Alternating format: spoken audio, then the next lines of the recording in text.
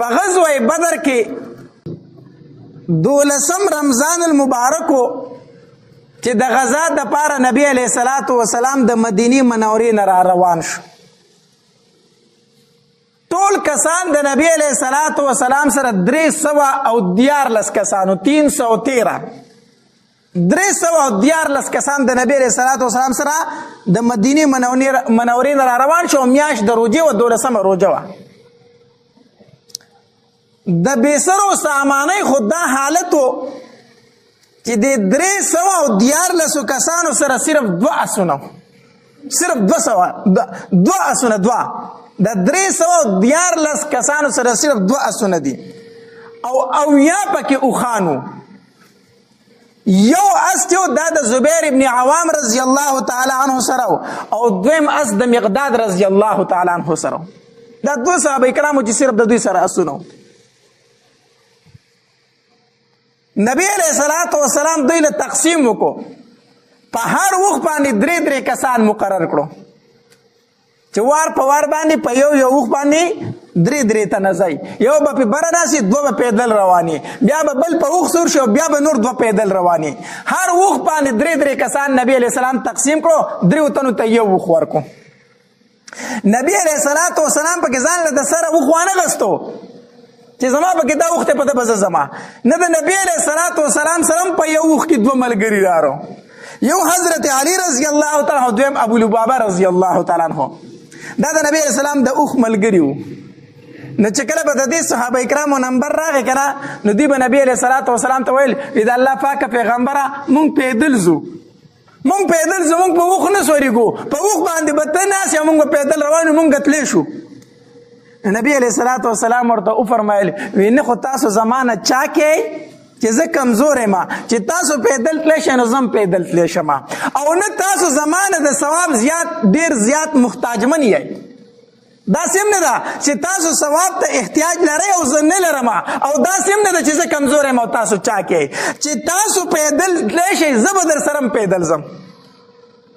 نبی علیہ السلام د خپلو ملګرو سره په اوښ باندې ګورې نمبر کړی دی ښه چې څه فاصلې پورې به نبی علیه السلام لاړ بیا به یې صحابي ته وفرمیل علي رضی الله تعالی عنه اوس ستا نمبر دی ته اوښ ته راوخې چې زه به پیدل ځم. بیا به چې د ابو لبابه رضی الله تعالی عنه نمبر راغی اوس ته اوښ ته راوخې چې زه به پیدل ځم. حالانکې هغه صحابه کرامو چې په نبی علیه السلام باندې خپل سرونه شیندل خو نبی علیه السلام دا نه ده خوښه کړې چې زه دې په اوښ ځم او زما ملګری دې پیدل روانې. دا یې نه ده خوښه کړې. بیا چې کله نبی علیه السلام په دې دوران کې ابو سفیان ته خبر ورسېدو چې نبی علیه الصلاة والسلام په قابلې باندې د حملې کولو دپاره د خپلو ملګرو سره را روان دی. نو ابو سفیان یو داسې وکړو چې مکې ته یو کس ولیږو وی هلته خبر ورکه چې د خپلې قافلې حفاظت وکړي د خپل سامان تجارت حفاظت وکړي. ته مکه کې خبر ورکه چې مخې له راوځي. یو دا او دویم یو جاسوس خور کو وی ته زه چې نبی علیه السلام کم ځای ته را روان دی ته زه ګوره. هغه کس چې مکې ته ورسېدو نه هغه د خپل اوښ دا پوزه په توره وواله وینې کو او په مکه کې چیغې کړې. خلک ورته راټول شو څه چل دی وی ستاسو د تجارت په قافلې باندې حمله کېدونکي د مدینې د طرف نه د هغې حفاظت وکړئ. لاړ شئ د هغې څه وکړئ حفاظت وکړئ. دلته کې ابو سفیان کسان خواره کړي چې تاسو د نبی علیه السلام د قافلې حال احوال ماله راوړئ چې کوم ځای ته راورسېده. نبی علیه الصلاة والسلام هم 2 صحابه کرام مخکې ولېږل چې د ابو سفیان قافله کوم ځای کې تېرېږي هلته ماته خبر راکړئ. دا 2 صحابه کرام بدر ته راورسېدل د بدر مقام ته. هلته یوه چینه وه هغې خواله لاړو اوبه یې ترې وڅکلې او مشک یې د اوبو ډک کړو اوښانې اخوا د یو غونډکۍ ویښته پټ کېنولي وو. دوی چې اوبه څکلې دغلته یو 2 زنانه وې دې چینې په خوا کې د هغې د یو بل سره جګړه شوه. دا یوه ښځه دې بلې ته وایي زما قرض پیسې راکئ که نه راکئ پتا مې قرضه دغه پیسې ماله راکئ که نه راکئ. هغه بله ښځه ورته وایي ته لږ صبر وکړه د قریشو قافله را روانه ده دې ځای ته به راځي نو چې کله راشي نو زه به پکې ځان له څخه اخیستل او خرڅول وکړم ستا قرض به تاله درکړم که نه یو 3 ورځې پس دې ځای ته رارسي. او صحابه کرام پوه شو چې د ابو سفیان قافله دې ځای ته را روانه ده. ښځو د خولې نه خبره واورېده که نه. اوس دلته کې د ابو سفیان هغه کوم جاسوس چې هغه هم دې ځای ته را رسېدلی و. هغه د ښځو سره بچ بچا وکړو. وی ټیک درځ دا خبره ټیک کړې قافله دلته را روانه ده خو در به کې پیسې چې دا دلته کې ځان له تجارت وکړي در به کې پیسې. هغه هم لاړو. صحابه کرام دغه ځای نه اوښته وختل واپس شو. وخانه ته وختل واپس لاړو. نبی علیه الصلاة والسلام ته وفرمایل وی د ابو سفیان قافله بدر ته را روانه ده. بدر ته را روانه ده. دلته کې ابو سفیان هغه کس نه تپوس وکړ خپل جاسوس نه هلکه څه دې ولیدل که څه دې ونه لیدل. وی هېڅ مې نه دي لیدلي خو دغې بدر ځای کې چینه چې کوم ده دغلته دوه تنه راغلي وو خان ورسره وو اوبه یې وڅکلې مشکونه یې د اوبو ډک کړه واپس لاړو. وی خان وی او ابو سفیان هغې ځای له راغی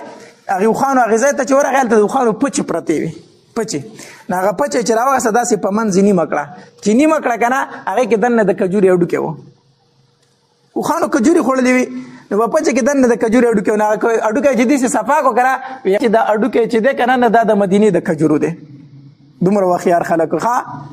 وی دا هډوکی چې دی که نه دا د مدینې د کجورو دی. نو دا کوم دوه کسان چې راغلي دا هم د مدینې نه راغلي دي.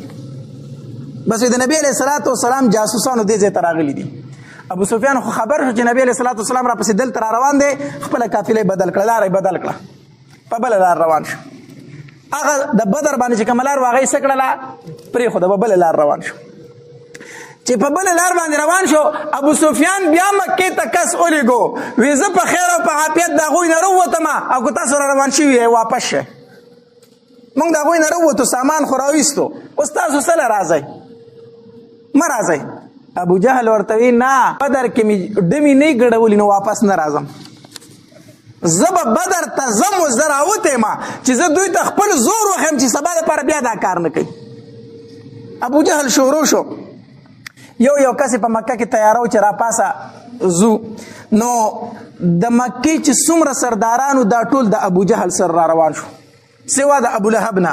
د نبی علیه السلام چې کم تره و هغه داسې د عذر د وجې نه پاتې شو او په خپل ځای باندې د ابو جهل رور را روان کو. د ابو جهل رور یې هغه ته ویل که زما په ځای ته لاړ شه او په ابو جهل په رور باندې د اصل کې 4,000 درهمه قرضه وه د ابو لهب پې قرضه وه. نو د ابو جهل رور ورته انکار هم نشي کولی ځکه قرضدار یې و. نو هغه هم را روان شو په خپل ځای دی ولېږو. دویم امیه ابن خلف دا هم د مکې په سردارانو کې و. دم ابو جهل ته وایي زه نه ځم نه ځم زه تا سره جنګ له نه ځم. دم اول انکار وکړو خو ابو جهل پې زور ولګو بیا را روان شو دا بدبخته که نه اول انکار کړی و او د انکار وجه دا وه که نه چې د دې امیه ابن خلف دا سعد ابن معاذ رضی الله تعالی سره دوستی ورورولي وه. دا سعد ابن معاذ رضی الله تعالی د مدینې منورې دی. نو د دې امیه ابن خلف د سعد ابن معاذ رضی الله تعالی سره ورورولي وه دوستی وه. نو چې کله به دا امیه ابن خلف شام ته تجارت لته که نه نو دی به ضرور د سعد ابن معاذ رضی الله تعالی خوا لته د هغه سره به شپه په مدینه کې کوله. او دغرنګې چې سعد ابن معاذ رضی الله تعالی مکې ته به راغی نو شپې به بیا چا سره وي د امیه ابن خلف سره د دوی دوستي وه. چې د دوی دوستي وه نو یو ځل د سعد ابن معاذ رضی الله تعالی مسلمان شو د هجرت نه وروستو د مکې ته راغی عمرې دپاره. نو چې عمرې دپاره راغی نو د شپه د چا سره وکړه د امیه ابن خلف سره شپه وکړه د سره شپه وکړه. نو د امیه ابن خلف ته بیا وی ما طواف له داسې ټایم کې بوزه که نه چې په حرم کې څوک نه چې زه ځان له ښه په آزاد زړه باندې طواف وکړم او دویم دا خلک مینې نه ځکه دوی ته پته چې دا مسلمان دی نو بیا به راته تکلیف را رسوي. په داسې ټایم کې مې حرم ته بوزه چې هلته څوک نه. نو د امیه ابن خلف ورته وی ټیک ده اوس دی کافر دی امیه ابن خلف او سعد ابن معاذ رضی الله څه شوی دی مسلمان شوی خو ورورولي و دوستي وه. نو په غرمه ټایم کې دی بوستو په غرمه ټایم کې نو غرمه ټایم کې د سعد ابن معاذ رضی الله تعالی د خانه کعبې نه طواف کو. نو په دغه غرمه ټایم کې ابو جهل راغی. چې ابو جهل راغی که نه نو د امیه ابن خلف ته وی دا در سره څوک دی طالب در سره څوک دی دا طواف چې کوي. نو هغه ورته وی دا زما د انصارو د مدینې منورې هغه دوست دی ملګری مې دی رور مې دی راغلی دی طواف له عمرې له راغلی دی.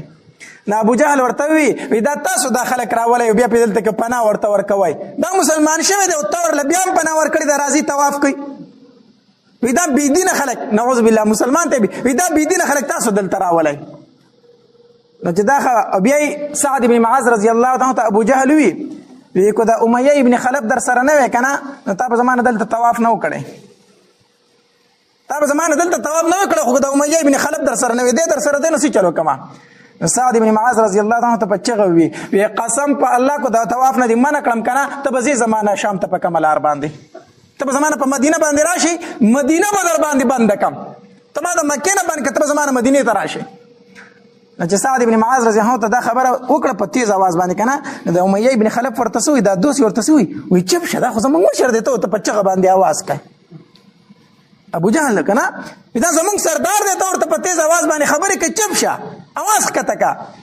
نو سعد ابن معاذ رضی الله عنه ته سوی وی امیه چپ شه تم چپ شه قسم په الله ما د نبی علیہ الصلوۃ والسلام نه اوریدل دي چې ته د نبی علیہ السلام د ملګرو د لاس قتل کیږي هغه خپل دوست وي ما د خپل محبوب نه اوریدل دي چې ته به د هغې د لاسه قتل کېږي امیه ابن خلف ورته دا چا ویلي دي نبی علیہ السلام دا خبره کړې ده محمد دا خبره کړې ده صلی الله علیه وسلم سعد بن معاذ رحمه الله او هغه دا ویلي دي د باندې را پیر راغی په یاره راغی بس په یاره شو ایسې ونه وي کور ته چې کور ته لاړو نو ښځې ته څه وی یو خبره درته وکم وی زما د مدینې منورې د کم دوست چې راغلی ملګری هغه راته یو خبره وکړه پیسې درته وکړه وی دی راته وي چې ما د نبی علیه الصلاۃ والسلام نه اورېدلي دي چې امیه ابن خلف په زما د ملګرو د لاسه قتل کېږي وی ښه او تا ته هم پته ده قسم په الله چې نبی علیه السلام دروغ نه وي نو ښځې ورته بس اوس خبره واضحه ده بیا احتیاط کوه نو د مکې نه ونوځي ګوره دومره پوه و چې نبی علیه السلام دروغ نه وایي نو ښځې ورته وایي تا ته پته ده چې هغه دروغ نه وایي خو بیا د مکې نه بار ته ونوځي نو ابو جهل چې په ده پسې راغی که نه وی زو غزا له مدینې ته وی چېرته هم نه ځم نو هغه ته خپل حالت هغه خبره معلومه وه د مدینې منورې د دوسته وی نه ځم وی ته ولې نه ځې ته د مکې سردار یې چې ته نه ځې نو دا نور خلک به څه لاړ شي ابو جهل ورته وایي ته خو سردار یې چې ته نه ځې دا نور خلک به څه لاړ شي وی نه ځم امیه ابن خلف بالکل کلک وی زم نه د مکې نه وزم نه ابو جهل ورته څه وي داسې کار وکړه که نه زه تاله د ټولو نه تیز رفتار اس ګورم چې ډېر تیزه منډه وخي داسې اس ته له ګورم او زمونږ سره روان شه چې کوم ځای د خطره محسوس کړه را منډه کوه واپس مکې ته راځه خو په دې موکره سره ځکه اوسه چې خلک پاتې کېږي ستا د وجې نه امیه ابن خلف ورته وي ټیک ده وزم خو در سره وزم خو د نیمې لار نه به واپس راځم ګوره دومره یقین و دومره یقین و چې نبی علیہ السلام دروغ زه به د هغې د لاسه قتل کېږم نو وزم در سره وزم خو د نیمې لار نه به څه کېږم واپس کېږم چې ټیک د ابوجهل ته یې د مړه د لارې نه واپس راځه خو اوس را سره ملګری شه نو کور ته راغی ښځې ته وي زما سامان مامان تیار که زه وزم ښځې ورته وي د هغې انصاري هغې رور د هغې انصاري دوست او وروره خبره د یېره ده سعد بن معاذ درته څه ویلي وه خبره د یېره ده وی نه یېره مې نه ده خو زه در زه د کمې جنګ نه ځم زه خو صرف د مکې نه وځم د لارې نه واپس را تښتم خو چې دا خلک صرف وباسم د مکې نه زما د وجې نه خلک پاتې کېږي چې دوی وباسم زه واپس راځم زه در کمې ځم ښځې ورته وي ټیک ده خو ګورې لاړ نه شي بس دی روان شو چې روان شو کوم ځای کې به چې دوی پړاو اچو د به خاص د ځان خوا ته تړو چې زما ته موقع میلاوېږي چې واپس تښتمه خو د خدای شان ده او د تقدیر فیصله دا وه چې ده ته به موقع نه میلاوېده چې واپس شوی وی ده به ډېر کوشش کو چې واپس راو تښتي خو دومره به د چا په نظر کې و چې نه شو را تښتېدی را پټېدی نه شو حتی در دې پورې چې دی ورسېدو نو دم ابو جهل ته انکار وکړ د امیه ابن خلف وی زه ستا سره نه ځم خو ابو جهل په دې باندې روان کو وی زمونږ سره اوس روان شه خیر دی بیا راځه خو چې اوس ستا د وجې نه خلک پاتې نه شي نور د مکې چې څومره سردارانو که نه هغه ټول په دې غزا کې په دې جنګ کې موجود و د نبی علیہ السلام خلاف اوتلو نبی علیہ السلام ته خبر ورسېدو چې د ابو سفیان قافله مکې ته لاړه د ابو سفیان قافله مکې ته ورسېدله خو د هغې طرف نه ابو جهل را روان دی او د اسلحې نه ډک را روان دی د مسلمانانو خلاف را روان دی مسلمانانو جنگ را روان دی نبی علیہ السلام مقام روحا ورته ویلی شي چې هغې ته ورسېد که نه نو ودرېد صحابه کرام را جمع کړو چې را جمع کړو نو نبی علیہ السلام د صحابه کرامو سره مشوره کوي نبی علیہ السلام ورته فرمایي وایي تاسو ته پته ده چې موږ د ابو سفیان قافلې د تجارت قافلې پسې راوتي اخو لاړه د لاس نه ووتله خو ابو جهل را روان دی سره د اسلحې را روان دی زمون خلاف را روان دی مونږ پسې جنگ را روان دی اوس څه وکړو ما له مشوره راکړئ اوس څه وکړو مخکې لاړ شو که واپس شو مدینې منورې ته ابوبکر رضی الله تعالی عنه پاڅېدو او ډېر ښکلی بیان یې وکړو او نبي علیه الصلاة وسلام ته وفرمایل د الله پاکه پیغمبره مونږ مخکې ځو که ته وایې چې ځو مونږ ستا نه شاته کېدونکي نه یو بیا عمر رضی الله تعالی عنه پاڅېدو او ښه نبي علیه الصلاة وسلام ته وفرمایل چې مونږ ستا سره ولاړ یو که ته هر څه وایې مونږ به هغه کوو نبي علیه السلام بیا یې مشوره راکوي حضرت مقداد رضی الله تعالی عنه پاڅېد او مقداد رضی الله تعالی عنہ بیان شروع کو او په بیان کې څه وی والله لا نقول كما قالت بنو اسرائيل لموسى اے دا الله پاک پیغمبره قسم په الله مونږ ته هغه خبره نه کوو کوم چې بني اسرائیل موسی علیه الصلاۃ والسلام ته کړی و چې اذهب انت وربك فقاتلا انها هنا قاعدون اے موسی ته لاړ شو جنگ وکړو مونږ بدل تناسو مونږ ته دا خبره نه کوو مقداد رضی الله تعالی عنہ فرمایل وی د الله پاک پیغمبره مونږ بستانه جنگي ګستاخی طرف ته ستا شا طرف ته ستانه مخ ته هر طرف ته مونږ ستانه ولاړیو مونږ دا تاسو نه وایو چې تلار شو ته ستا رب دی پوښي مونږ بس تاسو سره زو او بیا بم جهاد کو مقداد رضی الله تعالی ډیر یو جذباتي بیان وکړو ابو ایوب انصاری رضی الله تعالی فرمایي عبد الله بن مسعود رضی الله تعالی عبد الله بن مسعود رضی الله تعالی فرمایي وی چې کله مقداد رضی الله تعالی بیان کو کنه او دای وی د الله پاک پیغمبر مونږ هغه کار نه کو کوم چې بنی اسرائیل د موسی علیه السلام سره کړو مونږ بستانه هر طرف ته جنگیږو وای دا خبره چې مقداد رضی الله تعالی وکړه کنه د نبی رسول الله په دې مخ باندې داسې یو خندا رااله د نبی رسول الله د مخ داسې تازه شو چې د مقداد رضی الله تعالی دا بیان واوریدو ځکه ابو ایوب انصاری رضی الله تعالی فرمایي وای مونږ چې مقام روخه ته ورسېدو کنه نو د هر تن په زړه کې دا چې مونږ خو جنگ لنی را روان شوي مونږ تجارتي قافلې پسې را روان شوي نو مونږ د ابو جهل سره جنگ څنګه کوو هر په سړی په زړه کې دا یو شک او یو خبر و چې جنگ اوس مخکې څنګه کېږي مقداد رضی الله تعالی پاسې دا بیان وکړو کنه وی ټول صحابه کرامو دغه کوي چې د الله پاک پیغمبر موږ بستانه هر طرف ته جنگيږو وی بیا د هر صحابي په زړه کې دا ارمانو چې ما د مقداد رضی الله تعالی په خبره کړې وي خو نبی علیہ السلام بیا आवाज کوي مال مشوره راکړي مال سره راکړي مقداد رضی الله تعالی دومره جذباتي بیان وکړو بیا نبی علیہ السلام فرمایي مال سره راکړي مشوره راکړي سعد ابن معاذ رضی الله تعالی پوه شو چې د نبی رسول الله اشاره چاته ده ځکه چې عمر هم چې دی نو دا مهاجر صحابي دی مقداد رضی الله تعالی مهاجر صحابي دی ابوبکر رضی الله تعالی مهاجر صحابي دی او نبی رسول الله بیا आवाज کوي مال سره راکړي مشوره راکړي نو سعد ابن معاذ هم پوه شو چې د نبی رسول الله اشاره انصار ته ده اے انصار تاسو لږه مشوره راکړي نو سعد ابن معاذ رضی الله تعالی پاسې دا انصاری صحابي دی پاسې د بیان شروع کو او بیان شروع کو او د بیان خلاصه دا او په اخر کې فرمایل د الله پاک پیغمبر مونږ پتا ایمان راوړی مونږ پتا سره راوړی ایمان راوړی مونږ ته د الله پیغمبر منلې قسم په الله کو تراته و چې دریاب ته وردانګي مونږ به ټول وردانګو یو انصاری صحابي برانه مرستونه پاتې کیږي ته غزا یې ده کنه چې جنگ کو تراته وسوي چې ټول انصار دریاب ته وردانګي مونږ به وردانګو یو انصاری صحابي به شاته نه پاتې کیږي چې کله سعد ابن معاذ رضی الله تعالی د انصارو د طرف نه دا بیان وکړ کنه نبی علیہ السلام بالکل څه شو مطمئن شو او خوشاله شو ډیر زیات خوشاله شو نبی علیہ السلام د مخ کې تلو سو وکړه فیصله وکړه چې زو اوس کو د ابو جهل د قافلې سره جنگ راځي او کو د ابو سفیان د قافلې سره جنگ راځي خو رستو کېدون کې نیو موږ به وسکو غزا کوو